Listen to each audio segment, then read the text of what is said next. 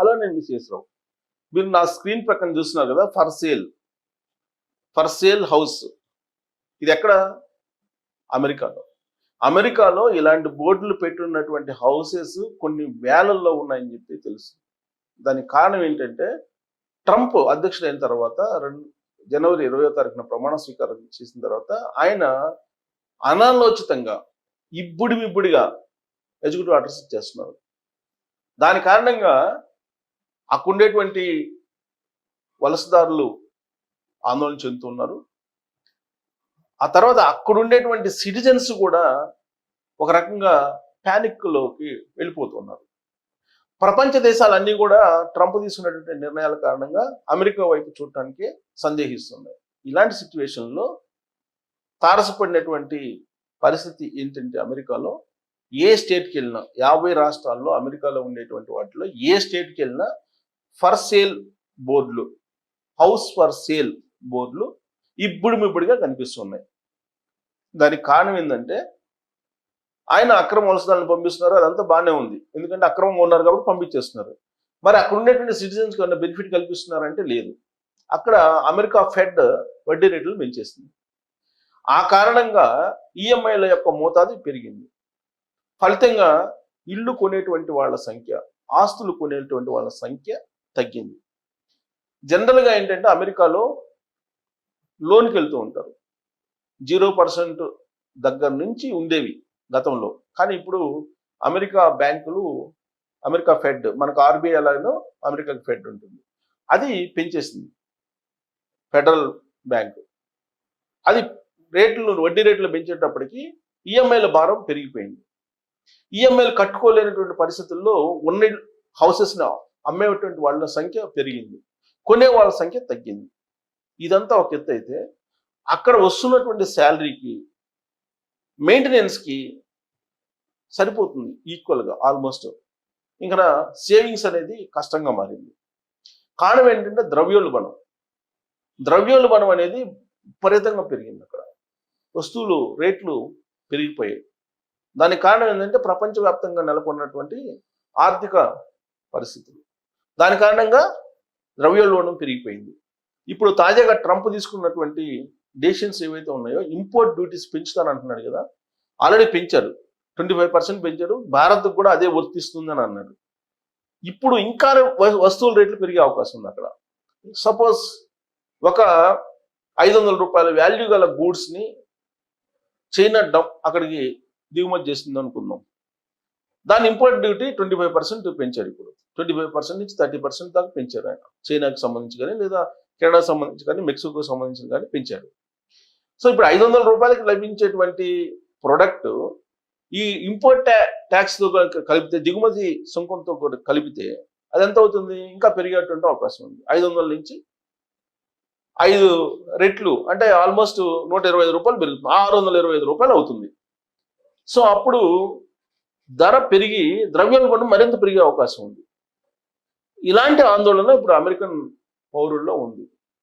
దాంతో వాళ్ళకు వస్తున్నటువంటి శాలరీ తినడానికి, ఉండడానికి కూడా సరిపోవట్లేదు. తినడానికి సరిపోతుంది, రెగ్యులర్ మెయింటెనెన్స్కి సరిపోతూ ఉన్నాయి.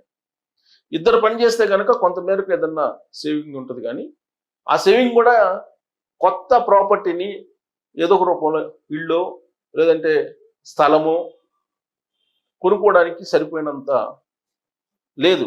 ఆ కారణంగానే ఇప్పుడు సేల్ బోర్డులు పెరిగిపోతున్నాయి. అమెరికాలో రియల్ ఎస్టేట్ డమాల్ అయిపోయింది, రియల్ ఎస్టేట్ కుప్పగూలిపోయింది ట్రంప్ కారణంగా అనేది ఇప్పుడు వినిపిస్తుంది. ట్రంప్ కూడా రియల్ ఎస్టేట్కి సంబంధించినటువంటి బ్యాక్గ్రౌండే. ఆయన వచ్చింది కూడా రియల్ ఎస్టేట్ నుంచే. మరి ఆయన తీసుకుంటున్నటువంటి నిర్ణయాలు తీసుకుంటే, అమెరికా ఫస్ట్ అన్నాడు, మేక్ అమెరికా గ్రేట్ అమెరికా అంటున్నాడు. గ్రేట్ అమెరికా మేక్ అగైన్, లేదంటే మేక్ అమెరికా గ్రేట్ అగైన్ అంటున్నాడు. మరి ఇలాంటి నినాదాలు తీసుకొని ఆయన తీసుకుంటున్నటువంటి కొన్ని నిర్ణయాలు ఏదైతే ఉన్నాయో, అవి అక్కడ ఉండేటువంటి పౌరులకి గుదిబండలాగా మారిపోయాయి. ఇప్పుడు వస్తున్నటువంటి న్యూస్ ప్రకారం, ఇంటర్నేషనల్ న్యూస్ ప్రకారం ఏంటంటే, ఎప్పుడో 1800 అప్పుడు ఆర్థిక మాంద్యం అని చవి చూశారు. ఆ సమయంలో ఇల్లు వదిలిపెట్టేసి రోడ్ల మీద బతికేటువంటి పరిస్థితి అమెరికాలోకి ఏర్పడింది అని చెప్పేసి ఇప్పుడు ఇంటర్నేషనల్ న్యూస్ వస్తూ ఉంది. అలాంటి సిచ్యువేషన్ ఇప్పుడు అమెరికాలో నెలకొందని చెప్పి చెప్తూ ఉన్నారు. ఈవెన్ మనకి Y2K ప్రాబ్లం వచ్చినప్పుడు అప్పుడు కూడా ఆర్థిక మాంద్యం ఏర్పడింది 90s లో. అప్పుడు కూడా వాళ్ళు ఇమీడియట్ గా హౌసెస్ వదిలిపెట్టి రోడ్ల మీదకి వచ్చి కారుల్లో జీవనం సాగించినటువంటి దృశ్యాలను మనం చూసాం. సేమ్ అలాంటి పరిస్థితే ఇప్పుడు అమెరికాలో కనిపిస్తుంది అని చెప్పి తెలుస్తుంది. దీనికి కారణం ఏంటంటే కరోనా సమయంలో అక్కడ ప్రాపర్టీస్ రేట్లు తగ్గాయి. కారణం ఏంటంటే ఆర్థిక మాంద్యం అక్కడ ఉంది. కరోనా సమయంలో రకరకాలుగా అన్ని దేశాలు దెబ్బతిన్నాయి. దాంతో ప్రాపర్టీ రేట్స్ చాలా తక్కువగా ఉన్నాయి. ప్రాపర్టీస్ హౌసెస్ కానీ, లేదంటే ఫ్లాట్స్ కానీ, లేదంటే కమర్షియల్ స్పేసెస్ కానీ, ఇవన్నీ కూడా తక్కువ ఉన్నాయి. ఆ సమయంలో కొనుగోలు చేశారు కొంతమంది. కొనుగోలు చేసి అలా ఉంచారు. 3 years నుంచి కొనుగోళ్లు జరిగాయి. 3 years క్రితం బాగా జరిగాయి. ఆ 3 years క్రితం కొనుగోలు చేసినటువంటి వాళ్ళకి ఇప్పుడు డబుల్ అయింది అమౌంట్. సపోజ్ 1 కోటి రూపాయలకు కొంటే ఇప్పుడు 2 కోట్లు అయింది. కానీ లాస్ట్ ఇయర్ 2 కోట్లు కొన్న వాళ్ళు ఎవరైతే ఉన్నారో వాళ్ళు కనీసం 50% నష్టపోయారని చెప్పి తెలుస్తుంది. అంటే 2 కోట్లు కొంటే దాంట్లో 50% తగ్గించుకుంటే మళ్ళీ 1 కోటి రూపాయలకు అమ్మినా కానీ తీసుకునేవాళ్ళు లేదు. ఇప్పుడు ప్రజెంట్ సిచ్యువేషన్ అనేది ఇప్పుడు అక్కడ ఉన్నటువంటి ఆర్థికవేత్తలు చెప్తూ ఉన్నారు. అందుకే మీరు అమెరికాలో ఆల్రెడీ ఫర్ సేల్ బోర్డు పెట్టి పక్కనే డిస్కౌంట్ పెడుతున్నారంట. డిస్కౌంట్ 40%, డిస్కౌంట్ 50% అని చెప్పి పెడుతూ ఫర్ సేల్ బోర్డులు పెడుతున్నారని చెప్పి తెలుస్తుంది. అంటే లాస్ట్ ఇయర్ ప్రాపర్టీ కొనుగోలు చేసినటువంటి వాళ్ళు భారీగా నష్టపోతున్నారు. లాస్ట్ బిఫోర్ ఇయర్ కొనుగోలు చేసినటువంటి వాళ్ళు కొంతమేరకు నష్టపోతూ ఉన్నారు. 3 years బ్యాక్ కొనుగోలు చేసినటువంటి వాళ్ళు మాత్రం యాజ్ ఆఫ్ నౌ ఓకే, వాళ్ళకి ఇబ్బంది లేదు. ఎందుకంటే 3 years బ్యాక్ కొనుగోలు చేసినటువంటి వాళ్ళకి దానికి సరిపోతుంది, నష్టాలు మాత్రం ఉండవు. కానీ లాస్ట్ 2 years నుంచి కొనుగోలు చేసినటువంటి వాళ్ళకి మాత్రం భారీగా నష్టాలు ఉన్నాయి. దానికి కారణం ఏంటంటే ప్రపంచవ్యాప్తంగా నెలకొన్నటువంటి ఆర్థిక పరిస్థితులు, రాజకీయపరమైనటువంటి అనిశ్చితి, ద్రవ్యోల్బణం చేతులు దాటిపోవటం, ఇవన్నీ కారణాలకి గోరు చుట్టు మీద రోకటి పోట్లాగా ఇప్పుడు ట్రంప్ విడుదల చేసినటువంటి ఎగ్జిక్యూటివ్ ఆర్డర్స్. ఈ ఎగ్జిక్యూటివ్ ఆర్డర్స్ కారణంగా అక్రమ వలసదారులు దాదాపు ఆయన లెక్క ప్రకారమే 14 లక్షల మంది ఉన్నారు. ఆ 14 లక్షల మందిని పంపించాలంటున్నారు.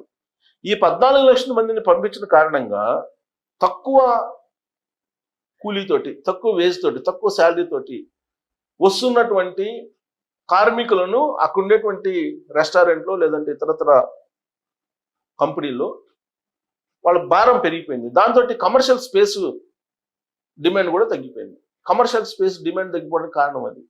అక్కడ తక్కువ జీతానికి పనిచేసేటువంటి వాళ్ళు ఇప్పుడు దొరకట్లా. ఎందుకంటే అక్రమంగా వలస వచ్చినటువంటి వాళ్ళు తక్కువగా పనిచేస్తూ ఉంటారు అక్కడ.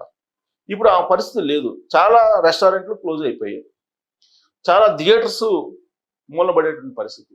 ఇలాంటి పరిస్థితుల్లో ఆఫీస్ స్పేస్కి సంబంధించి భారీగా తగ్గింది.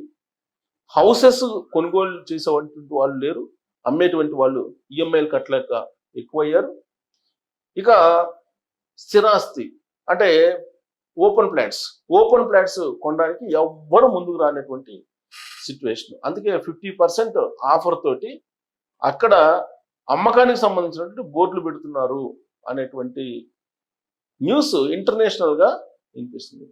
ఇదే పోకడ ట్రంప్ పోతే గనక రాబోయేటువంటి రోజుల్లో అమెరికా ఆర్థికంగా కుప్పగొలేటువంటి అవకాశం ఉంది అని చెప్పి లేటెస్ట్ వినిపిస్తున్నటువంటి న్యూస్.